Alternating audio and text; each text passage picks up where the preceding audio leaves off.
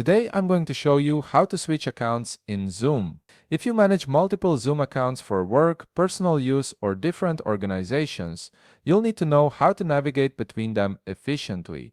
Let's walk through this process step by step. First, open your Zoom app and log in using your credentials. Make sure you're entering the correct email address and password associated with the account you're currently using. Once you're logged in, you'll be brought to the main Zoom interface where you can access all your meetings and settings. Now, look towards the upper right corner of your screen. Here you'll see your profile avatar, which is typically a small circular image or icon representing your account. Click on this profile avatar to open a drop-down menu. This menu contains various account-related options and settings that are crucial for managing your Zoom experience. You might expect to see an option labeled Add Account in this menu, which in previous versions of Zoom allowed users to add multiple accounts and switch between them seamlessly.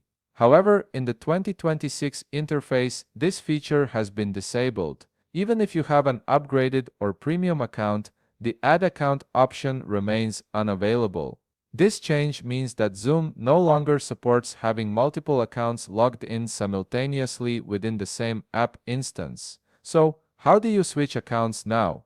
The solution is straightforward but requires a manual process. From the drop-down menu that appeared when you clicked your profile avatar, locate and click on the Sign Out option.